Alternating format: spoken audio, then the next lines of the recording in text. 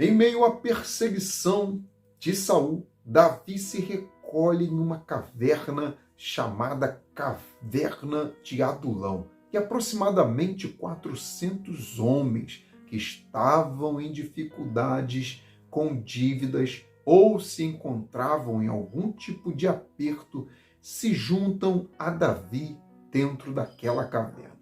Davi, com esses homens, futuramente seriam a linha de frente do exército de Israel. E eu separei 10 lições sobre esta passagem que fala do exército mais poderoso que já existiu em Israel. Leia a passagem e confira aqui a aplicação pessoal para a sua vida. A passagem está em 1 Samuel capítulo 22. Lembrando que o nosso grupo de WhatsApp está funcionando a todo vapor com conteúdos extras para os amados irmãos. E nesse vídeo aqui eu tenho uma surpresa para você. Eu vou deixar uma lição de bônus lá no final do vídeo. A lição que seria a 11ª lição. Se você acompanhar até o final, vai receber essa lição. Então, sem perda de tempo, nós vamos sim mergulhar nessa palavra. Primeira lição. Até nos seus piores dias, Deus quer te usar para alguém. Os dias de Davi, irmãos, não eram dias favoráveis. Saul, o rei, perseguia Davi para matar Davi a todo custo. Mas até na caverna, Davi foi bênção de Deus na vida daquelas pessoas. E eu entendo que Deus é capaz de transformar nossos piores dias em nossos maiores testemunhos. Olha só, irmãos, Deus pode fazer você contar esse testemunho aqui, ó. Até na caverna eu consegui ser bênção na vida de alguém. Então, não deixe um momento ruim apagar a sua missão, porque a unção que Deus tem na sua vida é capaz de levantar pessoas, é capaz de levantar um exército de valentes para encarar a vida e seguir na presença de Jesus. As pessoas, por isso, louvarão a Deus por sua vida. Segunda lição, não importa como você entrou nessa caverna, o importante é como você vai sair. Os homens que começaram como fracassados, irmãos, se tornaram em valentes. Os valentes de Davi, eles conquistaram, irmãos, seus propósitos de vida e se tornaram referência para o povo de Israel e todos aqueles que queriam ser vencedores. Em 2 Samuel 23, do 8 ao 39, a Bíblia fala um pouco sobre eles. Olha só as qualidades dele, irmãos. Um homem chamado Josebe, com uma lança, matou 800 homens. A espada de Eliezer ficou grudada, já é outro soldado, a espada foi grudada na mão dele, de maneira que ele não conseguia largar a espada. Samá, que era um dos outros valentes, sozinho defendeu a plantação e matou os filisteus.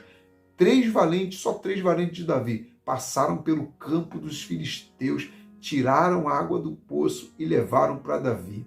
Abisai, com uma lança, acredite nisso, matou 300 homens, irmãos. Tinha também um chamado Benaías, que matou 2 grandes guerreiros dos Moabitas, e em um dia de neve ele desceu numa cova e matou um leão. Tu acredita, irmãos? Olha que mistério. E ainda tem um gigante que Benaías também matou. Não importa, olha só, não importa como você entrou nessa batalha. O que não vai te matar vai te fortalecer e você sairá mais valente na fé do que antes, mais santo, mais dependente de Deus, mais usado pelo Senhor. Terceira lição, não treine pessoas para te auxiliar, treine pessoas para te substituir. constituir. Que forte, irmãos. Em 2 Samuel, capítulo 23, do versículo 8 em diante, as qualidades dos valentes de Davi são impressionantes. E fica claro, irmãos, que eles foram treinados por Davi para serem representantes de Davi, caso fosse preciso. Eram homens que sozinhos enfrentavam 300 a 800 homens. Até leão, como nós falamos, eles enfrentavam e matavam. Eles estavam, irmãos, aptos para substituir Davi. Então, treine pessoas a tal ponto que eles fiquem melhor do que você. Nós temos a responsabilidade de preparar essa geração e deixar guerreiros e guerreiras valentes e valentes, verdadeiros valentes, irmãos, contra o mal. Treine seus filhos, treine outras pessoas, faça discípulos. De covardes, Davi os fez valentes. De aflitos, Davi os fez soldados valorosos. E de endividados, Davi os fez mais valiosos do que o ouro. Só para os irmãos terem uma ideia do valor desses homens, olha só o que está escrito em 1 Crônica 12:14. O menor deles, de lá, valia 100 homens. E o maior dos valentes valia por 1000 homens. Só não treina quem tem medo de ser substituído. Treine. Quarta lição. Você está entre os 37 ou entre os 363? Irmãos, vai entender. Em 1 Samuel 22:2 diz que aproximadamente os 400 homens se juntaram a Davi naquela caverna. E em 2 Samuel 23:39 diz que os valentes eram só 37. Eu entendo que nem todos desenvolveram habilidades de um valente. E eu, irmãos, eu e você precisamos estar entre os 37, entre os valentes. Essa geração precisa de homens e mulheres que marquem história, homens e mulheres valentes. Eu disse valentes, irmãos, não valentões. Valentes para lutar contra as hostes espirituais da maldade. Valentes para ser melhor do que nós mesmos. Não melhor do que as pessoas, não melhor do que os outros, mas melhor do que nós mesmos. Você tem mergulhado no nível dos valentes? Tem orado, tem se consagrado, estudado a palavra para se destacar, para ser diferente? Então receba essa palavra, saia da mesmice e entre no nível dos valentes. Quinta lição, Deus vai enviar pessoas improváveis para te ajudar. Talvez Davi tenha imaginado que Deus enviaria pessoas habilidosas na guerra, ou pessoas bem resolvidas e sem problema algum para ajudar ele. Mas Deus, irmãos, que não trabalha segundo o que a gente imagina, segundo a nossa lógica, enviou pessoas que se encontravam em algum tipo de problema, em algum tipo de aperto. Mas o segredo de Deus de enviar aqueles homens está no fato de que eles se identificavam com a dor de Davi. Eles tinham um problema, eles não eram perfeitos, mas se identificavam com a dor do próximo. Era tipo assim, irmãos, quem está em aperto entende quem também está passando pelo mesmo problema. Um consolava o outro, um fortalecia o outro. Deus enviou, irmãos, o socorro menos imaginável, mas o mais necessário. O nosso Deus envia pessoas improváveis para nos ajudar. Deus também trabalha, irmãos, no improvável, no impossível, do não pode. Quem diria, irmãos, que Abraão e Sara, um casal estéril, daria origem ao povo de Deus? Quem imaginava que aquele homem montado no jumentinho seria o salvador do mundo? Deus trabalha no imaginável, no impossível, no improvável. Sexta lição, a caverna de Adulão não é sepultura de Adulão. No versículo 5, irmãos, o profeta Gade foi para o lugar onde Davi estava e disse: Não fique aqui, Davi. Vá logo para a terra de Judá. A Bíblia diz assim: então Davi saiu e foi para a floresta de Herete. Caverna, irmãos, não é lugar de fim. Caverna é lugar de recomeçar uma nova história, de se fortalecer, de recomeçar uma nova etapa. Caverna é lugar de pegar fôlego e continuar a caminhada. É dentro da caverna que Deus nos surpreende e faz o que era impossível se tornar possível. Caverna é lugar de transição, de passagem, e não lugar de sepultura. Muitas vezes não entendemos o propósito de Deus em nos permitir passar por algumas cavernas na vida, mas as cavernas que Deus permite nunca é para te matar, mas sim nos fortalecer para vencermos o que a gente não venceríamos lá na frente se não fosse aquele momento de caverna. Só que não é caverna sozinho, é momento de caverna com Deus. 7ª lição: Deus não monta um exército de pessoas feridas, mas sim curadas. Os valentes de Davi, irmãos, fizeram parte do exército que Deus montou. Deus uniu a dor de Davi com a dor daqueles homens, curou a dor de cada um e montou o seu exército a partir de pessoas curadas. Deus, para nos usar, Ele primeiro precisa nos curar. Antes de Deus te permitir casar, Deus quer te curar. Antes de Deus te entregar um ministério, Deus precisa te curar primeiro.